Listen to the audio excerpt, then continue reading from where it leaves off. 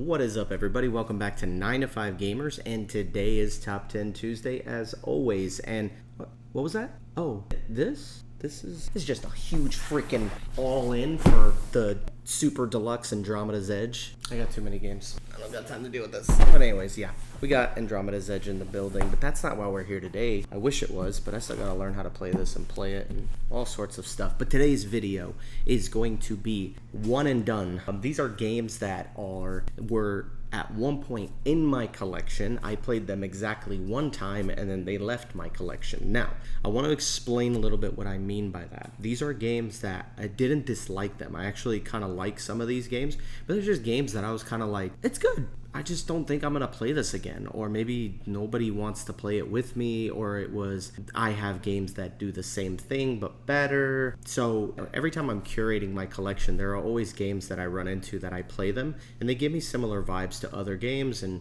I'm trying to curate like a collection of games that I love. And so there are games that kind of come into the fold, and they're kind of like similar to other games, but maybe even some that I was just kind of like, it was a good game, but I'm never going to play this again. I have nobody to play it with, and it's just not a game that I want to keep in my collection. So by no means are any of these games bad games, so you guys don't have to attack me in the comment section. But in the comment section, what's a game that you played one time and then got rid of it, gave it the boot, even maybe because you didn't like it, or because you just weren't going to play it anymore, or maybe it just sat on the shelf for a year and then you're just like, garage sale it, right? And so let's get into that list. But before we do, as always, man, please hit that like button as soon as possible, man. That like button is so powerful, and even more powerful than the like button is the legendary subscribe button. And that subscribe button is going to do a lot for this channel. We're trying to get to 20,000 subscribers, 20K. Help me hit my goal by subscribing now. It takes like 2 seconds. Go ahead and do that. And if you want to support the channel even further, I'm talking like dollar bills, y'all. For only $1 a month, you can actually get access to extra content and videos and different things that are in my membership. So become a member today. Just hit the little join button and you'll become a member. If you're watching this on an iPhone, for whatever reason, they don't like iPhones because it's Google, I guess, but they don't allow it on iPhone for whatever reason. But I think you can some can still access it, or you can just look it up in your Safari browser and go to the YouTube channel, and then you can sign in and become a member that way. It's a weird workaround, but that's the only way to get it to happen. So support the channel. But anyways, let's get into this list. My number 10 is a wonderful game that I got very cheap at Target called Juicy Fruits. Juicy Fruits is actually a really great game. Like, I had a lot of fun with the little puzzle of these fruits that you're like sliding around. Kind of felt a little bit like a Fruit Ninja kind of thing, but it's a fun little puzzle game with really nice components. I mean, this thing came with a lot of wooden fruits, enough for like 4 or 5, I think it's 4 people to play. And recently it just came out with an expansion for this, actually, so it kind of made me go, oh man, maybe if I had the expansion. But one of the things about the game that I found out pretty quickly was that I liked it, but I just wasn't gonna play it again. It felt repetitive. You know, you're kind of doing the same thing, and there are different like little tiles and things that you can use for each game, but I don't know, it just kind of felt samey after a while, and I was just kind of like, I don't know, I had trouble with the idea of playing it again, because I'm like, I can see how this is going to get real repetitive real quick. So that was a game that once I kind of played it once, I was kind of like, yeah, I'm going to put this in the shelf back there, and if I end up playing it with somebody and I never did, I'll just get rid of it. But luckily I got it super cheap, so no harm, no foul. Number 9 is, and Juicy Fruits ranks at a 7 on BGG, so pretty cool. So if you want to check this game out, it's actually a pretty cool puzzle game. I know there's somebody out there who loves this game and would actually really like this.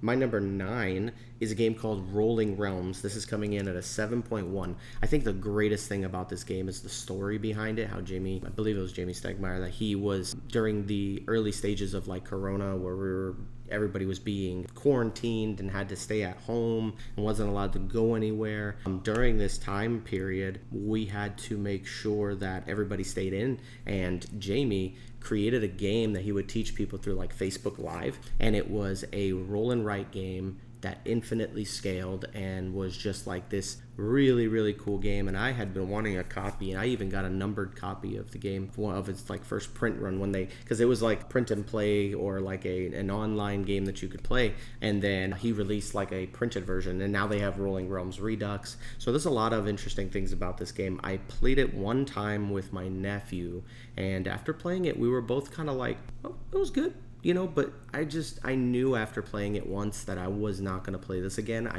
I couldn't even figure out who I would play this with. And I think the reason why is because it's a game that has like these different, it uses all the different universes from the Stonemaier games. So it's like, it has like Scythe and a whole bunch of other, Stonemaier games that are in there. And they have other games too that they've included in. I vaguely remember seeing like an Ark Nova pack and some things like that. But I think if you're not a board gamer, you won't really appreciate those little subtle things in there and what the reason. It just felt like you're rolling dice and marking off numbers. I think the game is great. I don't think it's a bad game at all. It was just a game I knew I wasn't going to play again. My number 8 is a game called Yawning Portal. This is coming in at a 7.2 on BGG. And I played this game once with my wife. She liked it. I was like, I don't think I want to play this again. And the reason why was because it's like this weird matching game. I think the components are really good, but for whatever reason, this game was like hard to not hard to find, but it was hard to find cheap. It was a really expensive game for what it was, and I was a little bit disappointed by the price range of it. I mean, I don't know if that was because it was Dungeons and Dragons and because they had to use the IP they had to pay a lot of money or what, but the game was really expensive. The components were great, but not enough to justify the price that they were charging for it, and the gameplay just wasn't that great. This is a game that unlike some of the other games where I'm like, I actually like the game, but it's just like I knew I wasn't going to play it again. This one I didn't really enjoy that much. It was kind of on the lower end, around a 5 or a 6. My wife really liked it, but then she was kind of like, I like it, but I want to play it again. I was like, I don't want to play it again. This is a game that I'm just like, I'm good. I don't think I need to play this one anymore.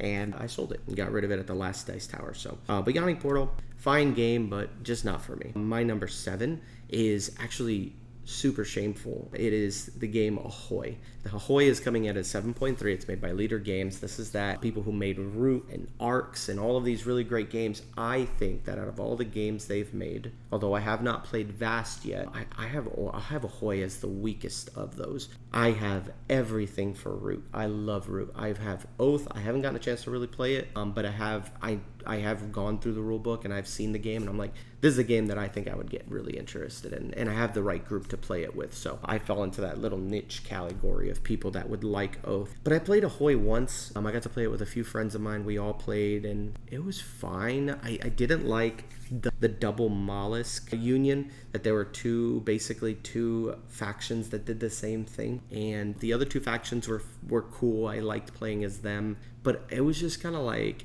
I don't know, it just did not give off the leader vibes that I wanted from the game. And I've played almost all their games except for like Vast and Oath technically, but I don't know, man. I really thought I was gonna like this one, and I just, for whatever reason, it didn't click with me, even though it's a really good game. And I actually feel ashamed because I really like Leader Games and I love their games, and Ahoy just didn't hit. Maybe with the expansions where they add more things, I might pick it back up again later in the future, but really Arcs is where my head is at. I'm trying to get into that game. So that's my number 7. My number 6 is Dinosaur World. I love Dinosaur Island. I bought Dinosaur World. I played it. This is coming in at a 7.4 on BGG. Some people are probably like, Dinosaur World, dang, I haven't played that game in forever. I haven't even thought about that game in forever. Yeah, and that was kind of how it was for me too. I played it one time and I just didn't want to play it again. The setup on that game is so insanely atrocious, and I don't look forward to playing it. I don't look forward to taking the game out. There's so many components. It is the biggest table hog I have ever seen, both Dinosaur Island and Dinosaur World. But Dinosaur World especially just takes up a lot of space. And man, for what you get at a 7.4 on BGG, it's a good game. But it's just like, I just could not see myself setting this game up to play it again. It was a good game though. Like I enjoyed my play of it, but I was like, yeah, this game's gone. And I took it out of my collection pretty quickly. But it's a fun game. It's a game where you're just making your own like Jurassic Park, but there's a lot of mechanics to it. There's a lot of rules. It's not the easiest game to get to the table. It's not the easiest game to teach. It's a fun game, and I think for gamers, they'd probably enjoy it. And I think there's some gamers out there who probably enjoyed Dinosaur World, but I'm gonna be honest with you, this one was kind of a miss for me. So, but it was unfortunate too, because I love dinosaurs, and I was like, man, another dinosaur themed game. Super hoping that I liked it, but I didn't. So my number 5 is a game called Tidal Blades. Tidal Blades, I got a chance to play this a while ago, and I liked what it was doing. The component quality was great. Everything about the game screamed that this is going to be an amazing game, but the gameplay, for whatever reason, just felt so off. And it was weird because it was like, if you play like a one-player game of this, you have to play with, like an opponent who is controlled, like an AI opponent, basically. You know what I mean? So you play with like this AI opponent, but the thing is that if you're playing solo, you have one AI opponent. And if you play 2 players, you have an AI opponent to make it a 3-player game. And I didn't understand that, because I'm like, when you play solo, you only play against one AI, and it feels like you're playing a 2-player game. But then if I played a 2-player game, I need to add another AI opponent, and I didn't like that. I also didn't like the dice thing where you get these dice and you're upgrading them. I love that, but I didn't like the aspect that like when you fight like these bosses, you have to throw these dice away, and it's like, bro, I spent a lot of turns, and there's not a lot of turns in the game. I spent a lot of turns building up these dice practically for nothing, and so it just kind of felt a bit punishing. I didn't enjoy that aspect. It's a 7.5 on BGG. I'm pretty much probably wrong about this game. I didn't really enjoy my play of it, but who knows, man? Maybe there's some other stuff, and I know that they have the other Tidal Blades coming out, which is more of like a RPG adventure game, I think so. But that's my number 5. My number 4 is a game called Meadow. Meadow is a great game. It's actually rated a 7.7. I think I rated it at an 8. But after playing it one time, I was just like, I don't think my wife would enjoy this. I don't know anybody else who would really enjoy this. And I'm just like, man, I just can't find the opportunity to break this game out and play it again. Really cool concept. I really liked the idea of like that you have all these like different like creatures that you're buying, and you put them into these little environments, and there's like bugs, and then you can put like a bird on top of a bug because that's what it eats. And it was interesting how the game functioned, but I mean, if I want to play that game, I would honestly rather just play Forest Shuffle. I love Forest Shuffle. It's so easy to play, super easy to teach. I think the hardest part of that game, and it's not even that difficult, is just the scoring of it, because your scoring is like kind of crazy. The scoring is kind of crazy on that game, but it's so good, and it's so quick and compact. But Meadow, it's just a lot of setup for a game that I was like, you know what, I think just Forest Shuffle just does it better. You know what I mean? I think I like Forest Shuffle better than I like Meadow. But I think objectively Meadow is probably a better game. I don't know, just this one didn't click with me either, so, but it was a good game. My number 3 is the game The Red Cathedral. Again, shame, because in reality, this is one of the few Devere games I don't like either, because there's a lot of Devere games I like. I haven't played them all, but Devere comes out with a lot of games. And I don't know, man, Red Cathedral was not what I expected it to be. There was a lot going on. It was very complicated. It's not a super easy game to play. It's a big game and a lot of game in a small box. And I thought it was good, but there was a lot of things that I was confused about. It was one of those games that I was like, I kind of learned how to play it like halfway through. It started to click for me, and then, I don't know, man, it was just not a good playthrough of it, and it turned me off from the game, and I ended up just selling it and getting rid of it. I don't think it's a bad game, but I think I would need to play it again, but I already got rid of it, so it's kind of like one and done, so